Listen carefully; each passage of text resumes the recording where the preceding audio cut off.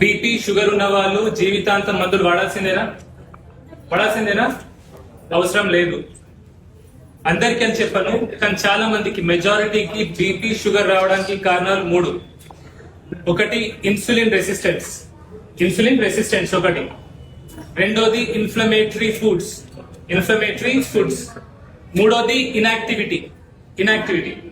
Insulin resistance అంటే ఎప్పుడు వస్తుంది? మనం ఎక్కువ కార్బోహైడ్రేట్స్ తింటే, ఎక్కువ సార్లు తింటే ఇన్సులిన్ రెసిస్టెన్స్ వస్తుంది. సో ఇన్సులిన్ రెసిస్టెన్స్ తగ్గాలంటే ఏం చేయాలా?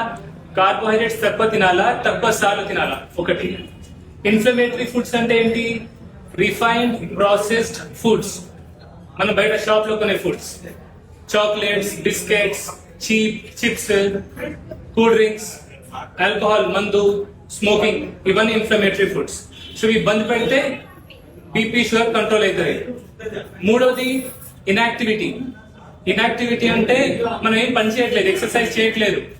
ఓకే, సో ఎక్సర్సైజ్ చేయాలా, వాకింగ్ చేయాలా, జాగింగ్ చేయాలా, మనకు ఎంత వీలైతే అంత శ్రమ మనం ఈ శరీరానికి పెట్టాలా. సో ఇవి చేస్తే, ఈ లైఫ్ స్టైల్ మోడిఫికేషన్ చేసుకుంటే, చాలా మంది షుగర్ లో ఇన్సులిన్ మీద ఉన్న వాళ్ళు టాబ్లెట్ మీద రావడం నేను చూసిన, టాబ్లెట్ ఉన్న వాళ్ళు టాబ్లెట్ బంద్ పెట్టి కూడా బీపీ షుగర్ కంట్రోల్ చేసుకోవడం నేను చూసిన. ఇప్పుడు నేను చూసినా అందరు రాకండి, మీ షుగర్ డాక్టర్ ఉంటారు, మీ పర్సనల్ డాక్టర్స్ ఉంటారు, వాళ్ళ దగ్గరికి వెళ్ళండి. ఎందుకంటే secondary hyper tension, type 1 diabetes అన్ని వాళ్ళకి మీ హిస్టరీ తెలుస్తుంది.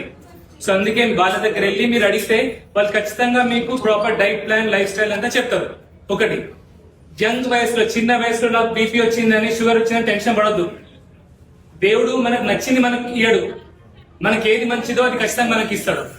ఓకే, సో ఇప్పుడు మనకు బీపీ షుగర్ వచ్చింది కాబట్టి మనం ఏం చేస్తాం? బాగా జాగ్రత్తగా ఉంటాం. ఇష్టమట్టు మందు తాగం, స్మోకింగ్ చేయము, ఇష్టమట్టు తినము, తాగము, కొంచెం ఎక్సర్సైజ్ చేస్తాం. దీనివల్ల ఏమవుతుంది? మనకి గుండెపోటు రాదు, మనకి పక్షవాతం రాదు. సో ఎవరైతే యంగ్ పేషెంట్స్, చిన్న వయసులో 25 నుంచి 40 వయసులో బీపీ షుగర్ ఉందో, మీరు దేవుని మీద నమ్మకం ఉంచుకుంటే మీ పిల్లలే కాదు, మీ పిల్లలు కూడా మీరే పెళ్లి చేస్తారు. సో ధైర్యంగా ఉండాలి. ఒకటి గుర్తుంచుకోండి, God will not give you what you want, but God will definitely give you what you need.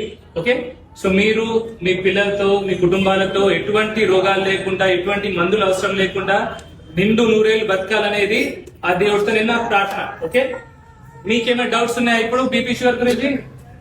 అర్థమైంది చెప్పేది? వేరే డౌట్ నేను లేవు కదా? Thank you. ఇన్ఫ్లమేషన్ మీద క్వశ్చన్ ఉంది సార్. ఇన్ఫ్లమేషన్ ఫుడ్ తీసుకుంటే దానివల్ల మనకి మెయిన్ వచ్చే ప్రాబ్లమ్స్ ఏ సార్? ఇప్పుడు నాకు ఆల్మోస్ట్ 20 years నుంచి స్కిన్ ప్రాబ్లమ్ ఉంది సార్. అన్ని సోరియాసిస్ సార్.